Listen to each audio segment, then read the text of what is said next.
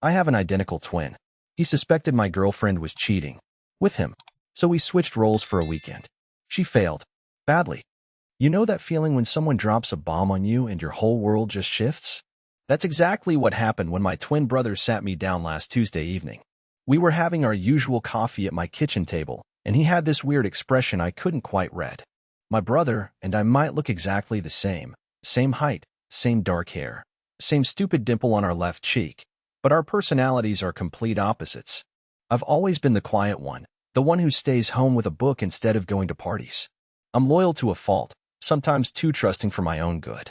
He, on the other hand, is the life of every party, charming everyone he meets, and honestly, kind of a natural flirt even when he doesn't mean to be.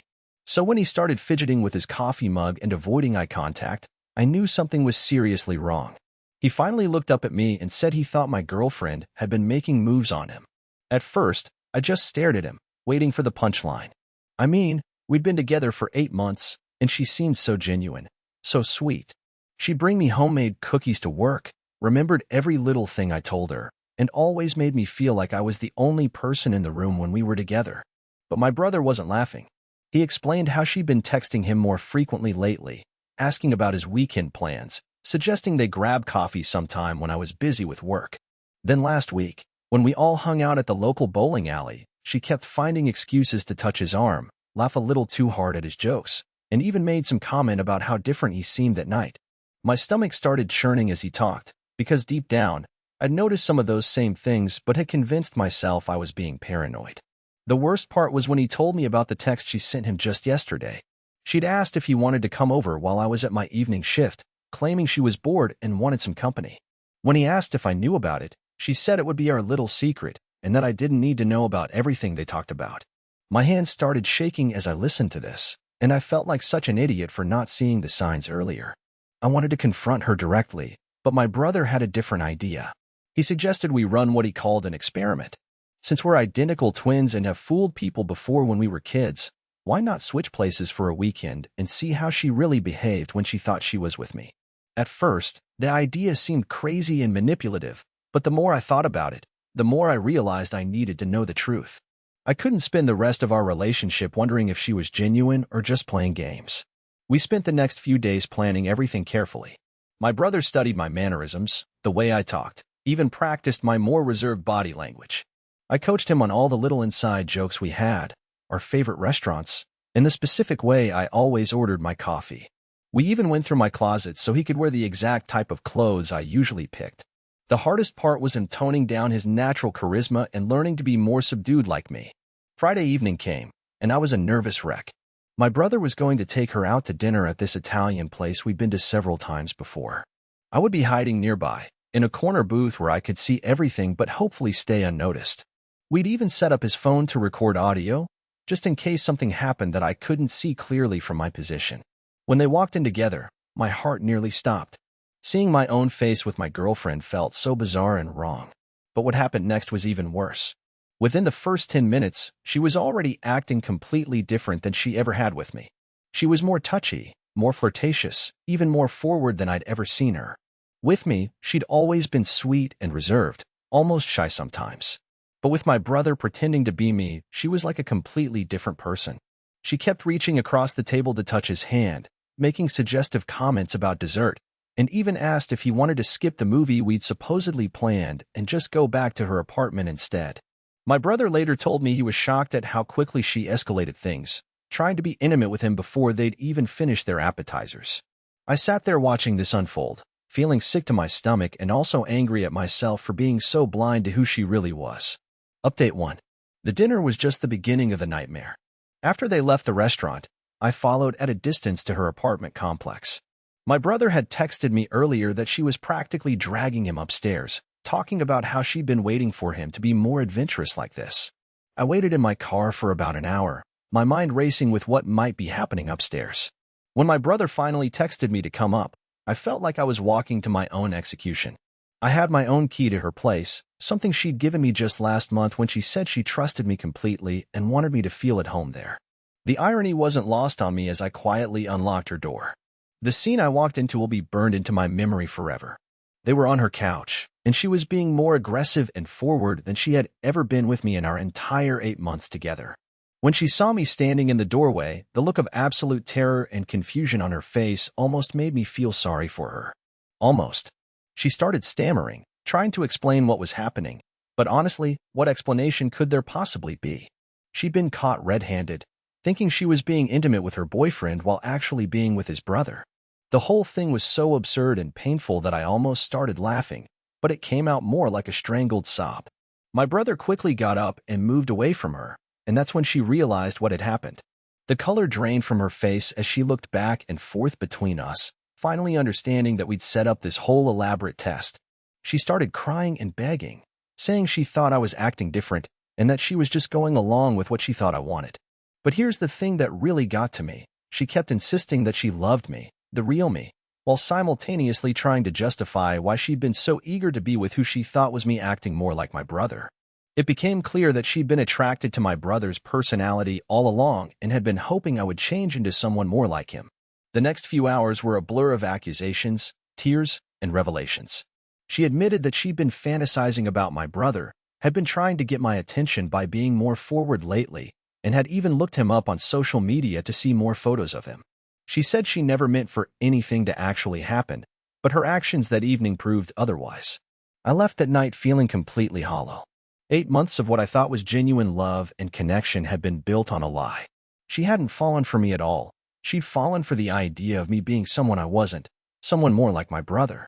Update 2. The days following that disaster were some of the darkest I'd experienced in years. I took time off work because I couldn't concentrate on anything. My brother felt terrible about the whole situation, even though he'd just been trying to help me see the truth. He kept apologizing and offering to do anything to make it better, but honestly, there wasn't much anyone could do to fix the mess my life had become. She tried calling and texting constantly for about a week, alternating between apologies and anger. Sometimes she'd be sobbing on my voicemail about how sorry she was and how she'd do anything to make it right. Other times, she'd send nasty messages saying I was manipulative and cruel for setting up the whole experiment. The worst ones were when she tried to convince me that what happened was somehow my fault for not being more like my brother in the first place. I was sharing all of this with my cousin during one of our long phone conversations, and she suggested something that seemed crazy at first but started making more sense the more I thought about it. She said I should share my story online, not for revenge, but because other people might learn something from it. She'd been through her own cheating situation a few years back and said that reading similar stories had helped her realize she wasn't alone and wasn't crazy for feeling the way she did. So I decided to post the whole story on social media, including the audio recording from that terrible dinner. I didn't use anyone's real names or show faces clearly, but I shared enough detail that people could understand what had happened. I thought maybe a few friends would read it and offer support, but I had no idea what was about to happen next. Within hours, the post started getting shared and commented on like crazy. People were messaging me from all over the country, sharing their own stories of being deceived by partners, offering support, and praising me for exposing the truth. The audio recording was particularly shocking to people because you could hear how different she acted when she thought she was with someone with my brother's personality versus how she'd always been with the real me. By the end of the week, the story had been picked up by several online blogs and social media accounts. People were making reaction videos, relationship experts were using it as an example in their content, and it even got mentioned on a few podcasts. I started getting interview requests from journalists and invitations to appear on talk shows. The whole thing had taken on a life of its own. My ex was not happy about any of this. She started getting recognized by people who'd seen the story, and apparently, her family and friends were asking uncomfortable questions about what had really happened. She hired a lawyer and sent me a cease and desist letter, demanding I take down all the posts and recordings. When I didn't comply, she decided to take legal action. Update 3. The lawsuit she filed against me was for something called emotional distress and invasion of privacy. Her lawyer argued that I had manipulated and humiliated her, violated her privacy by recording our dinner without her knowledge, and caused her significant mental anguish by sharing the story publicly. They were asking for a substantial amount of money and damages and wanted a court order forcing me to remove all the content from the internet. I was terrified at first because I'd never dealt with anything legal before, and the idea of going to court was overwhelming. But my brother helped me find a good lawyer who specialized in these types of cases, and after reviewing everything, She was confident we had a strong defense. The case centered around a few key points. First, the recording was made in a public restaurant where there's no reasonable expectation of privacy, and the audio quality was such that other conversations couldn't be heard clearly. Second, I had never signed any agreement promising to keep our relationship details private, and sharing personal experiences isn't illegal. Third, and most importantly, the truth is an absolute defense against claims of defamation, and everything I'd shared was completely accurate. The really interesting part came when her lawyer tried to argue that the twin-switching experiment was some kind of fraud or entrapment. But my lawyer pointed out that identical twins aren't required to announce their identity to everyone they meet, and we hadn't committed any crimes or violated any contracts. We'd simply revealed her true character by giving her the opportunity to show who she really was when she thought nobody was watching. The court proceedings took several months, during which time the story continued to spread online. I started getting messages from people saying the story had helped them recognize similar patterns in their own relationships or had given them courage to address problems they'd been ignoring. A few relationship counselors even reached out to say they were using the situation as a teaching example with their clients about the importance of honesty and compatibility. During the depositions, some really uncomfortable truths came out. Under oath, she had to admit that she'd been attracted to my brother from early in our relationship, that she'd deliberately tried to make contact with him outside of group settings, and that she'd fantasized about me being more like him. Her own text messages were entered as evidence, including some I'd never seen before where she'd complained to her friends about my personality and compared me unfavorably to my brother. The most damaging testimony came when her best friend was called as a witness. Apparently, she confided months earlier that she was only staying with me because I was stable and reliable, but that she wished I was more exciting like my brother. She'd even joked about trying to change me or find ways to spend time with him instead. This completely contradicted her claims that what happened that night was a momentary lapse in judgment. Final update. When the judge finally rendered his decision, I felt like a huge weight had been lifted off my shoulders. He ruled completely in my favor on all counts. He found that her claim of emotional distress was invalid because the distress was caused by her own actions being exposed, not by any wrongdoing on my part. The privacy invasion claim was dismissed because the recording was made in public and I had every right to document my own experiences. Most importantly, the judge made some really strong statements about personal accountability and the right to share truthful experiences. He said that people can't expect to be protected from the natural consequences of their own choices, and that exposing infidelity or deception isn't harassment when it's done truthfully and without malice. But the biggest surprise came at the very end of the proceedings. The judge ordered her to pay my legal fees, which had added up to quite a bit over the months of litigation. He said that filing a frivolous lawsuit in an attempt to silence someone telling the truth about their own experiences was an abuse of the legal system, and she needed to face consequences for that choice as well. Walking out of that courthouse, I felt like I could breathe freely for the first time in almost a year. My brother was waiting for me outside, and we went out for celebratory dinner at a completely different restaurant than the one where this whole mess had started. We spent hours talking about everything that had happened and how much we'd both learned about trust, honesty, and the importance of being true to yourself in relationships. The online attention gradually died down over the following months, but I still occasionally get messages from people who found the story helpful or inspiring. Some have shared their own experiences of being deceived by partners. Others have thanked me for helping them recognize red flags in their current relationships. A few have even said it encouraged them to have more honest conversations with their partners about expectations and compatibility. Looking back now, I realize that as painful as the whole experience was, it probably saved me from years of being in a relationship with someone who didn't really love me for who I am. She was in love with an idea of who she wanted me to be, not the actual person I am. That's not fair to either person in a relationship, and it would have eventually fallen apart anyway. My brother and I are closer now than we've ever been. Going through this whole ordeal together showed me how much he really cares about my happiness and well-being.